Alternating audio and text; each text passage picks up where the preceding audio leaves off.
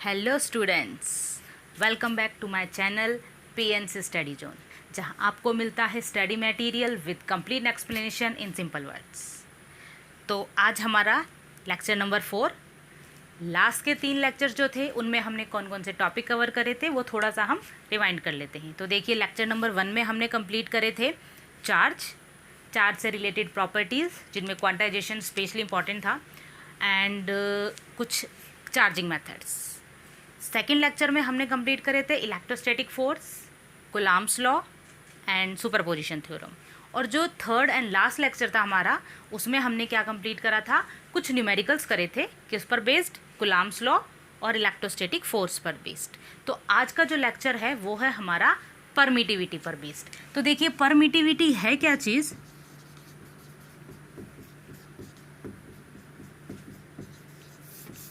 तो परमिटिविटी क्या है, देखिए कूलॉम्स लॉ से रिलेट करता है। जब हमने कूलॉम्स लॉ पढ़ा था तो वहाँ पे आई थी परमिटिविटी। मैंने आपको बोला था इसका पूरा का पूरा हम टॉपिक अलग से करेंगे, तो आज हम वही टॉपिक कंप्लीट करते हैं। तो देखिए, कूलॉम्स लॉ क्या था हमारा,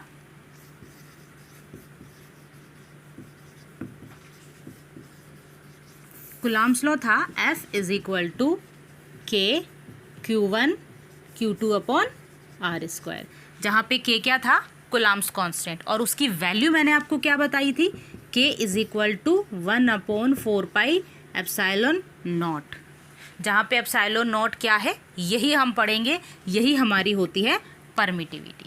और इस K की मैंने डायरेक्ट वैल्यू आपको बताई थी 9 × 10⁹ न्यूटन मीटर स्क्वायर पर कूलॉम स्क्वायर। तो अब यहाँ पे आज हम इस एप्सिलॉन के बारे में पढ़ेंगे, जिसे क्या बोला जाता है, परमिटिविटी। तो देखिए, परमिटिविटी एक्चुअली है क्या, और मैंने ये आपको ये चीज़ और बताई थी कि ये जो परमिटिविटी है डिपेंड्स अपॉन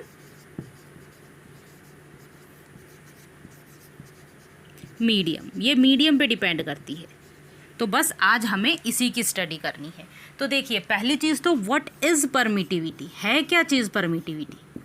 नाम पे अगर आप जाते हो तो परमिटिविटी कुछ ऐसा लगता है जैसे किसी चीज़ को परमिट करता है, बट ये अपने काम के अपोजिट है, नाम के अपोजिट है। नाम कहता है परमिट, बट ये ऐसा कुछ परमिट नहीं करता। देखने से लगता है कि ये इस फोर्स को परमिट करता होगा, ज़्यादा रिस्पॉन्स देता होगा, बट ऐसा है नहीं, क्योंकि यहीं से हमें दिखता है। अगर हम इस K की वैल्यू रख देते हैं, देखिए यहाँ पे मान लीजिए हमने K की वैल्यू रख दी अगर 1/4πε, तो ये दोनों आपको दिख रहा है दैट F प्रोपोर्शनल 1/ε, तो परमिट तो नहीं कर सकता है, तो एक दूसरे के अपोजिट। तो ये परमिटिविटी क्या है, तो देखिए, permittivity is a property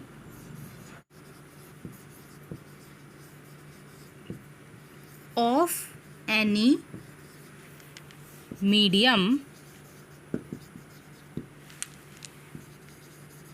which decrease the force between charges। क्योंकि कूलॉम्स लॉ में हमने पढ़ा था कि जो ये फोर्स होता है ये इन दोनों चार्ज के बीच लगने वाला फोर्स होता है। तो ये परमिटिविटी उस मीडियम की, जिस मीडियम में वो दोनों चार्ज रखे हैं, उस मीडियम की प्रॉपर्टी होती है, वो उन दोनों के बीच लगने वाले फोर्स को ही डिक्रीज करती है, जैसा कि आप यहाँ देख भी सकते हो। तो ये तो हो गई इसकी डिफाइन। अब यहाँ से आप ये चीज़ देख पा रहे हो, तो अब हम बात करते हैं कि इसकी मिनिमम वैल्यू क्या होती है। तो देखिए, एप्सिलॉन की जो मिनिमम वैल्यू है वो होती है ε0। ε0 क्या होती है, देखिए, परमिटिविटी ऑफ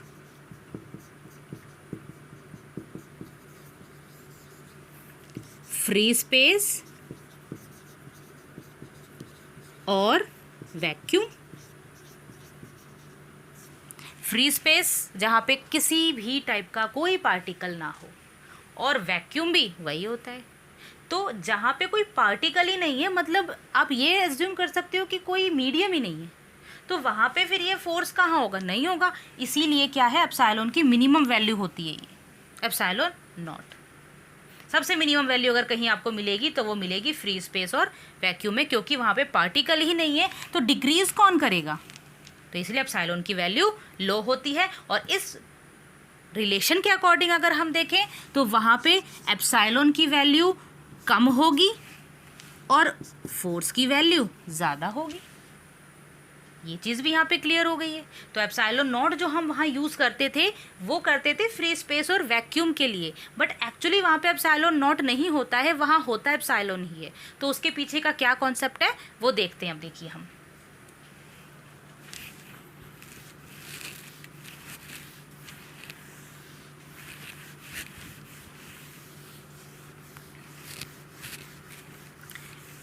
जो ये फार्मूला होता है आपका, यानी जो के की वैल्यू होती है 1/4 पाई एप्सिलॉन होती है। मैं आपको फिर बता देती हूँ, एप्सिलॉन नॉट नहीं होती है। वो तो एक शॉर्टकट तरीका है हमारा लेने का, वो कैसे आया वो मैं आपको बताती हूँ। तो देखिए 1/4 पाई एप्सिलॉन होती है के की वैल्यू, जहाँ पे आप एप्सिलॉन ले सकते हो या फिर एप्सिलॉन एम ले सकते हो, यानी कि परमिटिविटी ऑफ मीडियम ये, या आप उसको सिंपली एप्सिलॉन भी लिख सकते हो। तो होता यहाँ पर ये है, लेकिन अब वो कैसे आया, तो ये जो आपकी परमिटिविटी होती है इसका फॉर्मूला क्या है देखिए। परमिटिविटी का फॉर्मूले में आपका क्या आता है देखिए, एप्सिलॉन इज इक्वल टू होता है एप्सिलॉन आर एप्सिलॉन नॉट, या इसे आप क्या लिख सकते हो, epsilon m is equal to epsilon r epsilon naught. Permittivity epsilon या एप्सिलॉन एम हो गया, और इसकी वैल्यू होती है ये। अब ये तीन टर्म जो हैं ये मोस्ट इंपॉर्टेंट है, इनका कॉन्सेप्ट आपको समझना है। ये तो क्या हो गई देखिए, परमिटिविटी ऑफ मीडियम, किसी भी मीडियम की बात हो, कुछ भी हो, चाहे आपका एयर हो, चाहे आपका वैक्यूम हो, चाहे आपका वाटर हो या कोई मेटल हो, सभी के लिए है ये। और ये होती है आपकी, इसे बोला जाता है रिलेटिव परमिटिविटी, और ये है आपकी, अभी जस्ट मैंने आपको बताया था, परमिटिविटी ऑफ फ्री स्पेस।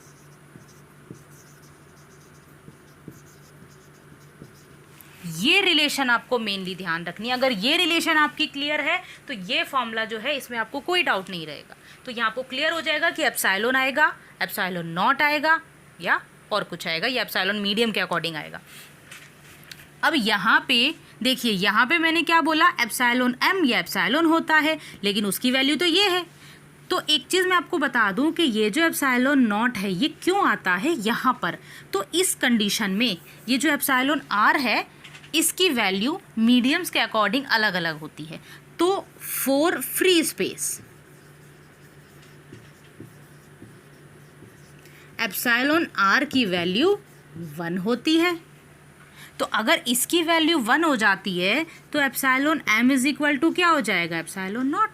यानी यहाँ पे जो आप एप्सिलॉन एम ले रहे थे उसकी जगह आप क्या लिख सकते हो, डायरेक्टली एप्सिलॉन नॉट। तो इसलिए हम याद रखते हैं k is equal to 1/4 epsilon naught, क्योंकि हमें एप्सिलॉन नॉट की जो वैल्यू है वही याद रखनी है, एप्सिलॉन एम, क्योंकि एप्सिलॉन आर की वैल्यू 1 होती है। तो हम जो न्यूमेरिकल्स में यूज़ करते हैं वो सारे किसके लिए करते हैं, फ्री स्पेस के लिए। इसलिए वह हम डायरेक्टली एप्सिलॉन नॉट ले लेते हैं, क्योंकि 1 का कोई रोल नहीं है, 1 मल्टीप्लाई होके 1 ही रहता है। तो ये है इसका रीज़न, एक्चुअली वहाँ पे होता ये है, और आपको याद भी यही रखना है। क्योंकि अगर मान लीजिए आपको कोई मीडियम दे देता है तो फिर आपको प्रॉब्लम आएगी, फिर एप्सिलॉन नॉट की वैल्यू ओके नहीं है, क्योंकि वहाँ पे एप्सिलॉन आर भी आपको लेना पड़ेगा, जो हर मीडियम के लिए अलग अलग होता है। अब बात करते हैं आगे की, ये है क्या चीज़ एप्सिलॉन आर, ये क्या चीज़ आ गई। अब ये तो क्लियर है, चलो हर किसी मीडियम की अपनी अपनी हो गई, ये वैक्यूम की या फिर फ्री स्पेस की हो गई। अब रिलेटिव परमिटिविटी क्या है देखिए, रिलेटिव परमिटिविटी की अगर हम बात करें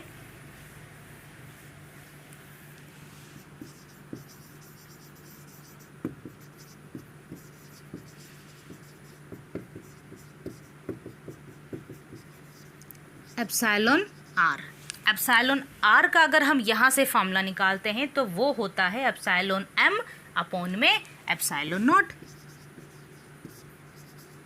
यानी हम एप्सिलॉन आर को क्या कह सकते हैं, it is the ratio of permittivity of any medium to the permittivity of free space, कह सकते हैं बिल्कुल यहाँ से हम इसके फॉर्मूले की अगर हम बात करते हैं तो। लेकिन अगर हम ये कहें कि किसी भी मीडियम का जो एप्सिलॉन है वो किसके बराबर होगा, एप्सिलॉन आर और एप्सिलॉन नॉट। यहाँ से भी हम एप्सिलॉन आर को डिफाइन कर सकते हैं, एक तो इस फॉर्मूले से कर सकते हैं that it is the ratio of permittivity of any medium to the permittivity of free space. यहाँ से भी डिफाइन कर सकते हैं, कैसे, that relative permittivity is the greater times the time which is greater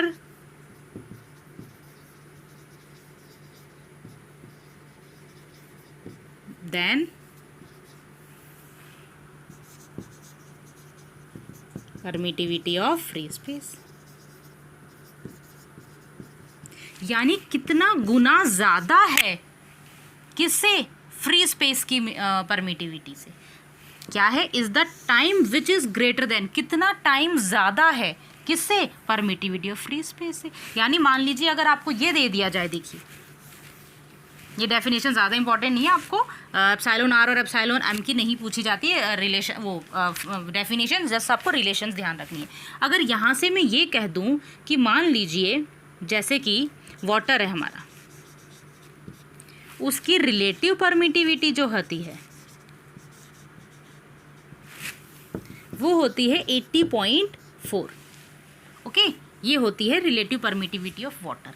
अब अगर मैं ये कहना चाहूँ कि इस वाटर के मीडियम की परमिटिविटी कितनी होगी, यानी आपको ईएम बोला जाए निकालने के लिए, तो आप क्या कहोगे कि ईएम कितना हो जाएगा, 80.4 इंटू एप्सिलॉन नॉट। अगर यहाँ से देखा जाए तो वाटर के मीडियम की परमिटिविटी एयर के या फ्री स्पेस की परमिटिविटी के इतना टाइम्स है, 80.4, या इसको अप्रोक्सीमेट 81 कर सकते हो, तो उतना टाइम्स हो गई, तो यही हमारा एप्सिलॉन आर हो गया। कितना टाइम गुना ज़्यादा है स्पेस की परमिटिविटी के, that is relative permittivity of that medium. अब यहाँ पे एप्सिलॉन नॉट की वैल्यू क्या होती है, जो भी मैंने आपको लास्ट टाइम बताई थी, that epsilon naught is equal to 8.85 into 10⁻⁻12। Unit क्या होगी, यूनिट किसी भी फिजिकल क्वांटिटी की आपको रटनी नहीं है, जस्ट आपको ये देखना है कि ये कैलकुलेट कैसे होती है। तो देखिए जो ये फॉर्मूला था आपका, F is equal to 1/4 pi epsilon naught Q1 Q2 upon r square, यहीं से निकालिए आप। एप्सिलॉन नॉट निकालना है, एप्सिलॉन नॉट इधर ले आओ, बाकी सारी क्वांटिटीज़ इधर, तो ऊपर 2 चार्ज है तो कूलॉम का स्क्वायर, अपॉन में एक फोर्स आएगा तो न्यूटन इनवर्स, और एक ये अपॉन में क्या है हमारा मीटर भी है, डिस्टेंस जो है, तो मीटर -2। ये आपकी क्या हो गई, इसकी यूनिट हो गई। तो इसके पीछे आप यूनिट लिख सकते हैं, कूलॉम स्क्वायर, ऐसे भी लिख सकते हैं पर न्यूटन मीटर स्क्वायर, या फिर इनकी पर हटा करके आप सीधे क्या कर सकते हो, माइनस में पावर ला सकते हो, -1 -2। ये आपके एप्सिलॉन नॉट की वैल्यू होती है। यहाँ एप्सिलॉन नॉट की वैल्यू रखिए और वाटर मीडियम की आप क्या निकाल सकते हो, परमिटिविटी। क्लियर है यहाँ तक। अब इसकी यूनिट भी आ गई, ये सारी चीज़ें आ गई। अब अगर मैं आपसे ये पूछूं that what is the unit of relative permittivity, सोचिए क्या यूनिट होगी रिलेटिव परमिटिविटी की। तो देखिए रिलेटिव परमिटिविटी के लिए आप इस फॉर्मूले को देखिए, इस फॉर्मूले में ऊपर भी आपकी परमिटिविटी, नीचे भी आपकी परमिटिविटी, चाहे हो किसी भी चीज़ की, क्वांटिटी तो परमिटिविटी है। तो जब इसकी यूनिट देखेंगे, इसकी यूनिट भी ये होगी, अपॉन में इसकी यूनिट भी ये होगी, दोनों एक दूसरे से कैंसिल आउट, तो finally there is no unit. इसीलिए हमने यहाँ पे, आपने ध्यान दिया हो तो रिलेटिव परमिटिविटी के पीछे हमने कोई भी यूनिट नहीं लगाई है। तो ये हमारा आज परमिटिविटी का फर्स्ट जो टॉपिक है ये कंप्लीट हो गया है। अब हम नेक्स्ट टॉपिक पे आते हैं, हमारा charge distribution, continuous charge distribution. देखिए कंटिन्यूस चार्ज डिस्ट्रीब्यूशन क्या है, नाम ही बता रहा है अपने आप को क्या, कि आपको चार्ज का डिस्ट्रीब्यूशन करना है। चार्ज का डिस्ट्रीब्यूशन कहाँ होगा, किसी भी सरफेस पे हो सकता है।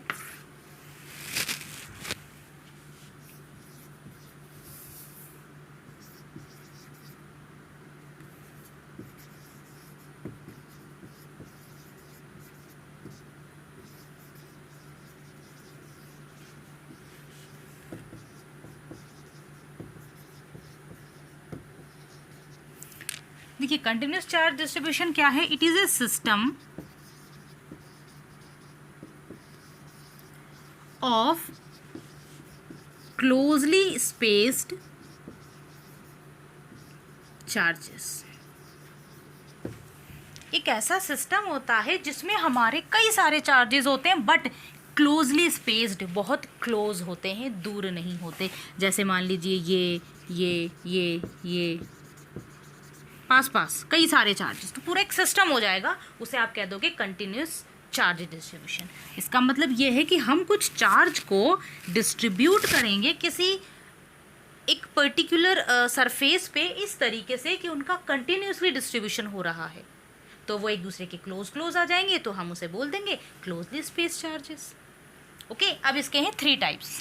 देखिए फर्स्ट क्या है, line charge distribution.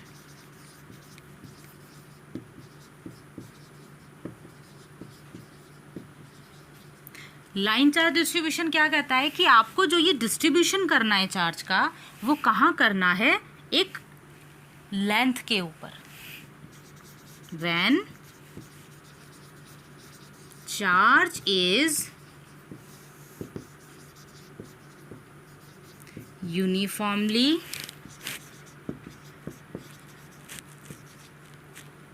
distributed over a length। कोई भी हमारे पास वायर दे दिया, उसके ऊपर आपको फ्रीली चार्ज छोड़ देना है, लेकिन इस तरीके से उसे छोड़ना है, इस तरीके से उसे डिस्ट्रीब्यूट करना है कि वो यूनिफॉर्मली डिस्ट्रीब्यूट हो। ये यूनिफॉर्म डिस्ट्रीब्यूशन है, लेकिन अगर ऐसा हो जाए तो ये यूनिफॉर्म नहीं है, कहीं ज़्यादा है कहीं कम है। तो लीनियर चार्ज डिस्ट्रीब्यूशन क्या कहता है, लीनियर से मतलब लेंथ है, एक लाइन के ऊपर आपको चार्ज को डिस्ट्रीब्यूट करना है, उसे आप कहोगे लीनियर चार्ज डिस्ट्रीब्यूशन। अब इसके लिए जो टर्म यूज़ होती है उसे हम क्या कहते हैं, देखिए लीनियर चार्ज डेंसिटी। जहाँ पे भी आपका लीनियर चार्ज डिस्ट्रीब्यूशन होगा वहाँ पे लीनियर चार्ज डेंसिटी होगी। किससे रिप्रेजेंट किया जाता है, लैम्डा से। क्या कहता है, that it is the distribution of charge per unit length. इसका मतलब ऊपर आएगा आपका चार्ज और पर यूनिट लेंथ, इसका मतलब नीचे लेंथ। ये तो बहुत टाइम से पढ़ते आ रहे हैं, जब भी पर वर्ड लग जाए, जो पर के पीछे लिखा है उसे नीचे लिख दो, पर यूनिट लेंथ, नीचे ये लेंथ लिख दो, तो चार्ज अपॉन लेंथ, यानी हमारे पास फॉर्मूला हो जाता है Q अपॉन L। तो ये हो गया lambda is equal to Q upon L। अब लेंथ से आप ये मत सोचना कि एक स्ट्रेट लेंथ होगी तो ही आपका सरफेस वो लीनियर चार्ज डिस्ट्रीब्यूशन होगा। अगर आपको एक सर्किल दे दिया, एक स्फेयर दे दिया, तो क्या लीनियर चार्ज डिस्ट्रीब्यूशन नहीं होगा, होगा, तो सरफेस पे आ जाएगा। इसके बाहर की ये सिंपल सी लेंथ है, इस पे डिस्ट्रीब्यूशन हो जाएगा। अगर इसे बीच में से कट करते हैं तो ये भी तो एक स्ट्रेट वायर ही है, तो ये भी क्या हो गया, लीनियर चार्ज डिस्ट्रीब्यूशन। आपको मेनली ये फॉर्मूला और ये डेफिनेशन, क्या definition, linear charge density is defined as the distribution of charge per unit length, और ये फॉर्मूला, इस पे न्यूमेरिकल की ज़रूरत पड़ सकती, न्यूमेरिकल में इसकी ज़रूरत पड़ सकती है आपको। तो अब सेकंड है आपका सरफेस चार्ज डेंसिटी। कुछ लोगों ने तो गैस कर लिया होगा कि लाइन चार्ज डिस्ट्रीब्यूशन क्या था, उसके अकॉर्डिंग सरफेस चार्ज डिस्ट्रीब्यूशन क्या होगा। अगर आपने गैस ये करा है कि वहाँ लाइन पे डिस्ट्रीब्यूट करा था, यहाँ पे किसी सरफेस पे यानी एरिया के ऊपर डिस्ट्रीब्यूट करेंगे, तो आपने बिल्कुल सही गैस किया है। इसमें क्या हो जाएगा, when charge is uniformly distributed over a surface area, चाहे शेप कुछ भी हो, ऑफ एनी शेप कुछ भी हो उसकी, चाहे रेक्टेंगल हो, चाहे स्क्वायर हो, चाहे सर्किल हो, चाहे आपके कोई भी शेप हो, उसके ऊपर आपने क्या करना है, उसके डिस्ट्रीब्यूट कर देना है सरफेस के ऊपर क्या चीज़, चार्ज को, और डिस्ट्रीब्यूशन यूनिफॉर्मली होना चाहिए। तो यहाँ क्या हो जाएगा, लीनियर चार्ज डेंसिटी की जगह क्या हो जाएगा, सरफेस चार्ज डेंसिटी। कई जगह इसे लिखा होता है सरफेस डेंसिटी ऑफ चार्ज, कोई कन्फ्यूज़न वाली चीज़ नहीं है, ये 3 वर्ड आपको देखने हैं, है वही चीज़। अगर सरफेस चार्ज डेंसिटी बोले तो भी वही चीज़ है, सरफेस डेंसिटी ऑफ चार्ज बोले that is also that the same digit. उसे आप किससे रिप्रेजेंट करेंगे? उसे आप रिप्रेजेंट करेंगे सिग्मा से। सिग्मा 11th में भी काफ़ी पढ़ा है, आधा एन, ये एन होता है ना आपका, सॉरी हिंदी में, उसका ये उड़ा दो, ये उड़ा दो, ये आपका क्या हो जाएगा? सिग्मा। सिग्मा, ये सिग्मा पढ़ के आए हो वैसे 11th में आप लोग। अब सिग्मा क्या हो जाएगा? सिग्मा का अगर हम बात करें फार्मूला तो क्या हो जाएगा? चार्ज तो है ही है, यहाँ पे क्या आ जाएगा? एरिया। और डेफिनेशन क्या बन जाएगी? Surface charge density is defined as the distribution of charge per unit area. और यहाँ पे आ जाएगा आपका एस, नॉट ए। 11th में आप एरिया को ए नहीं लोगे, सरफेस एरिया के लिए एस लोगे हमेशा। 12th के अंदर तो 11th तक हो सकता है कई जगह आपने एरिया ए पढ़ा हो, बट अब भूल जाइए। तो और शेप कुछ भी हो सकती है, देखो कोई भी शेप हो, चाहे आपकी रैंडम शेप हो, कुछ भी हो, सब आपको सिर्फ उसके एरिया से लेना देना है। ओके, तो ये आपका सेकंड टाइप हो गया। थर्ड टाइप क्या हो जाएगा? थर्ड हो जाएगा आपका वॉल्यूम चार्ज डिस्ट्रीब्यूशन। इस पे क्या कर देंगे? कंप्लीट वॉल्यूम पे डिस्ट्रीब्यूट कर देंगे।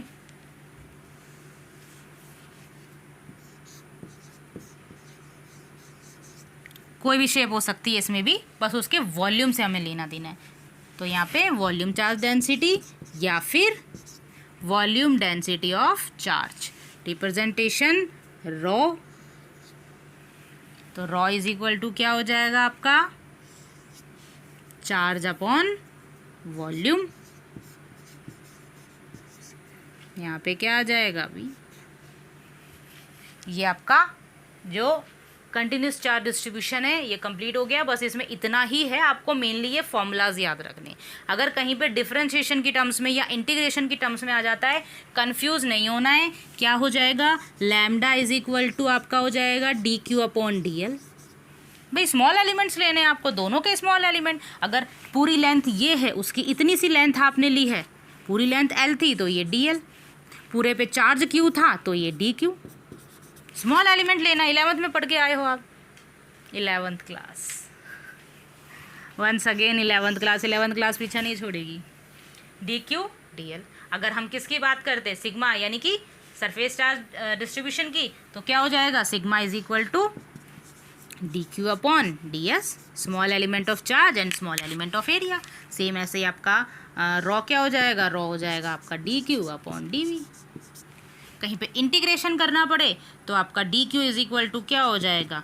रॉ डी वी, यहाँ पे इंटीग्रेशन हो जाएगा। तो ये सब तो छोटी छोटी चीज़ें, ये तो जहाँ जैसे ज़रूरत पड़ेगी हम करते चलेंगे साथ के साथ। ओके, तो ये आपका टॉपिक भी कंप्लीट है। अब आते हैं next and most important topic, जो आगे आने वाले सेकंड चैप्टर का बेस है। ये अच्छे से क्लियर हो गया तो आपका सेकंड जो आने वाला चैप्टर है वो आपको काफ़ी अच्छे से समझ में आ जाएगा। तो वो टॉपिक है हमारा इलेक्ट्रिक फील्ड।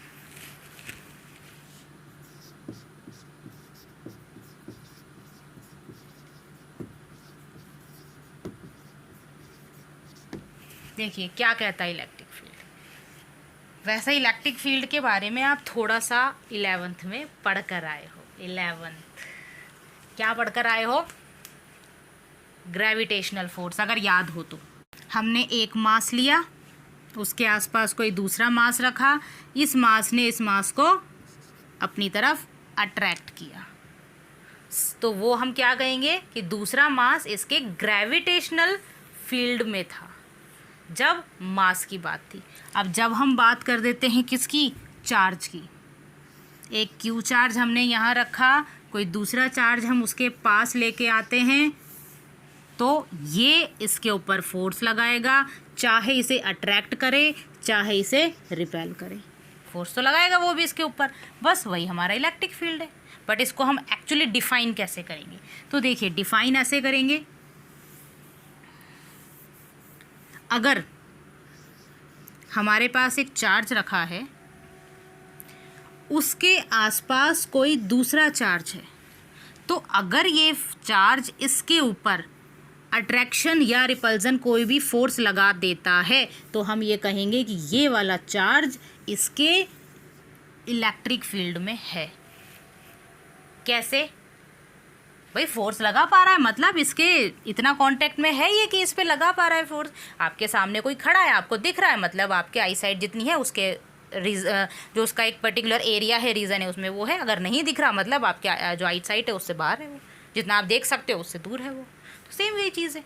तो डिफाइन कैसे करेंगे? डिफाइन ऐसे करेंगे, a space around any charge in which if any other charge is present then the first charge attract or repel that charge। या हम ये कह सकते हैं कि अगर एक कोई दूसरा चार्ज लाया जाए किसी एक चार्ज के आसपास तो वो चार्ज, जिसे हम क्या कह सकते हैं यहाँ पे, टेस्ट चार्ज। टेस्ट चार्ज क्यों कह रहे हैं इसे? क्योंकि ये सिर्फ टेस्टिंग के लिए है, इसका रोल कुछ नहीं होता, बहुत स्मॉल होता है साइज में, बहुत स्मॉल साइज जो होता है, इसका खुद का कोई खास रोल नहीं है, जस्ट इसको टेस्टिंग के लिए है कि कहीं ले जाना है, क्या टेस्ट करना है, क्या फील किया, बस वो देखना है। तो अगर किसी चार्ज के पास, इसको क्यू नोट से रिप्रेजेंट करते हैं, अगर किसी चार्ज के पास कोई टेस्ट चार्ज लाया जाए और वो टेस्ट चार्ज इसके कारण क्रिएट किया गए फोर्स को फील करता है, एक्सपीरियंस करता है, then the area in which it feels the electrostatic force is called electric field of that charge। एक बार फिर देख लीजिए, अगर किसी चार्ज के पास कोई दूसरा चार्ज रखा जाए, टेस्ट चार्ज जिसे आप कहोगे, और वो एक फोर्स फील करता है इस चार्ज के कारण, तो उसे ही हम उस एरिया को जहाँ जहाँ वो फील कर सकता है, चाहे यहाँ रखो, यहाँ रखो, यहाँ रखो, यहाँ रखो, कहीं भी रख लो, अगर वो फील कर रहा है इसका मतलब वो उसके इलेक्ट्रिक फील्ड में है। जहाँ जहाँ फील करेगा, मान लो ये चार्ज हमने यहाँ रख दिया कहीं पे, और अगर वो फील नहीं कर पा रहा है, इसके थ्रू लगने वाले फोर्स को फील नहीं कर रहा है, इसका मतलब वो चार्ज इसके इलेक्ट्रिक फील्ड से बाहर है। और प्रैक्टिकली बाहर कहाँ हो सकता है? वो सिर्फ इन्फिनिटी पे। इन्फिनिटी पे अगर आप ले जाओगे तो ही पॉसिबल है कि वो फील ना करे। कम होता जाएगा डिस्टेंस के साथ, बट ख़त्म नहीं होगा, ख़त्म होगा इन्फिनिटी पे जाके। तो पहले इन्फिनिटी पे पहुंचाओ, फिर ख़त्म करो। तो ये होता है आपका इलेक्ट्रिक फील्ड। किससे रिप्रेजेंट किया जाएगा इसको? देखो, कैपिटल ई से। कई जगह इसके लिए एक टर्म यूज होती है, ये तो इसका रिप्रेजेंटेशन है, लेकिन अगर हम वैल्यूज़ की बात करते हैं तो बोला जाता है इलेक्ट्रिक फील्ड इंटेंसिटी। जब हम इसके मैग्नीट्यूड की बात कर दें तो इसे इलेक्ट्रिक फील्ड इंटेंसिटी बोला जाता है। क्या होता है देखो इलेक्ट्रिक फील्ड इंटेंसिटी में? इलेक्ट्रिक फील्ड इंटेंसिटी ये कहती है कि आपका जो फोर्स है जो उस चार्ज ने फील किया वो, और अपॉन में आपका टेस्ट चार्ज। क्या डिफाइन करोगे? Electric field intensity is defined as the force per unit test charge. जो फोर्स फील करा वो, और अपॉन में जो टेस्ट चार्ज था। टेस्ट चार्ज बहुत स्मॉल होता है साइज में, फिर आपको बता दूं मैं, और सिर्फ टेस्टिंग के लिए यूज़ होता है, पर्टिकुलरली इसका कोई काम नहीं होता। फोर्स क्या है यहाँ पे? अभी थोड़ी देर पहले ही पढ़ा हमने कूलॉम्स लॉ में, क्या कहता है? के Q1 Q2 upon r square. अब Q1 Q2 तो वो चार्ज होते हैं तो हमने लिए हैं, यहाँ हमने Q लिया था और एक Q नॉट लिया था, तो ये Q और ये हमारा Q नॉट, और इसके अपॉन में क्या है? ये तो सिर्फ फोर्स की वैल्यू है, इसके अपॉन में Q नॉट। Q नॉट से Q नॉट कैंसिल, तो आपका इलेक्ट्रिक फील्ड इंटेंसिटी जो है वो क्या हो गई? KQ अपॉन आर स्क्वायर, जहाँ पे K की वैल्यू वही 9 × 10⁹, या फिर अगर मीडियम की बात हो जाए तो 1/4πε हो जाएगी। ये आपकी इलेक्ट्रिक फील्ड इंटेंसिटी हो गई। अब देखिए, अगर हम इसे वेक्टर फॉर्म में लिखना चाहें तो क्या होगा? ये तो हमारी हो गई यहाँ से। अच्छा, इसकी यूनिट और देख लेते हैं। ई की यूनिट जो एप्सिलॉन, ये है आपका इलेक्ट्रिक फील्ड है, इसकी यूनिट क्या होगी? देखो, यूनिट होगी फॉर्मूले से। क्या होगी? इस फॉर्मूले से या इस फॉर्मूले से? बताइए। इस फॉर्मूले से। ये इसका मेन फॉर्मूला नहीं है, मेन फॉर्मूला ये है। तो यहाँ से क्या होगी? यूनिट न्यूटन पर कूलम्ब। न्यूटन है और अपॉन में चार्ज है। अब इसकी वेक्टर फॉर्म में अगर रिप्रेजेंटेशन की बात हो तो वेक्टर फॉर्म में कैसे लिखेंगे, क्योंकि वेक्टर क्वांटिटी है ये, तो वेक्टर फॉर्म में रिप्रेजेंटेशन तो होगा इसका। तो क्या करेंगे, बिल्कुल वैसे ही जैसे हमने क्या करा था इलेक्ट्रोस्टैटिक फोर्स के लिए किया था, बिल्कुल वही करना है। F इज इक्वल टू, देखो हमारे पास क्या आया, k q upon r square. R के क्या करेंगे, एक यूनिट वेक्टर वाला यूनिट वेक्टर लगाएंगे इसका। यूनिट वेक्टर की वैल्यू क्या होती है, r cap is equal to r vector upon में मोड ऑफ आर। ये वैल्यू उठा के यहाँ रख दिया आपने, तो क्या हो गई एफ अपॉन के क्यू अपॉन आर स्क्वायर, और ये हो गई आपकी आर अपॉन में आर। ये जो होती है ये भी इसकी मॉड्यूल वैल्यू होती है, ये क्यूब हो जाएगा यहाँ पे।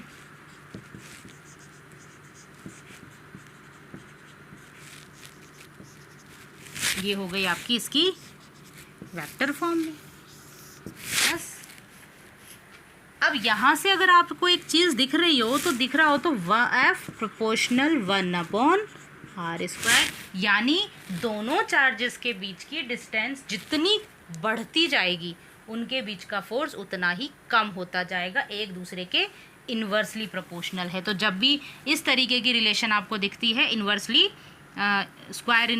स्क्वायर की, तो आपका जो ग्राफ होता है वो क्या होगा, देखो ये आपका इलेक्ट्रिक फील्ड, ये आपकी डिस्टेंस, तो क्या होगा, ये कर्व बनेगा। ये ग्राफ तो फेमस हो चुका है 11th में, काफ़ी बार आपने किया है।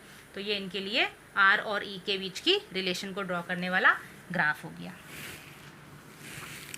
अब देखिए, अगर ये तो था हमारे कब, जब एक चार्ज रखा हो, एक चार्ज रखा हो दूसरे चार्ज को उसके पास लेके आ रहे हैं, तो ये हो गया हमारा इलेक्ट्रिक फील्ड। अगर अब एक चार्ज रखा है और उसके इलेक्ट्रिक फील्ड में कई सारे चार्ज रखे,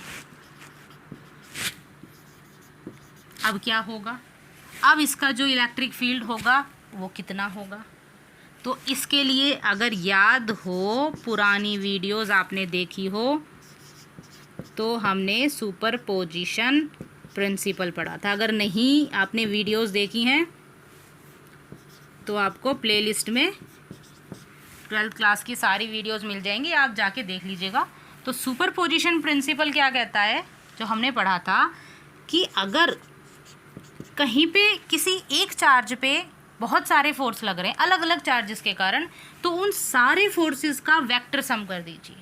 वेक्टर मतलब विद साइन, पॉजिटिव है नेगेटिव है, उसके अकॉर्डिंग उन सबको आप ऐड कर दीजिए, वो टोटल फोर्स हो जाएगा। यहाँ पे हम किसकी बात कर रहे हैं, इलेक्ट्रिक फील्ड की। तो यहाँ पे क्या कहेगा कि टोटल इलेक्ट्रिक फील्ड अगर आपको निकालना है तो जितने भी चार्जेस हैं उन सब के कारण जो इलेक्ट्रिक फील्ड जनरेट हो रहा है उन सब का वेक्टर सम कर दो। जैसे मान लीजिए इनके कारण क्या क्या इलेक्ट्रिक फील्ड है, इसके कारण मान लीजिए ये है E1, डायरेक्शन सबकी अपोजिट हो सकती है, कैसी भी हो सकती है। देखो डायरेक्शन से अभी हम बात नहीं करेंगे कि किधर कैसे होगी, वो मैं आपको जब इनकी प्रॉपर्टीज़ बताऊंगी तब देखते हैं। अभी जस्ट आप समझ लीजिए,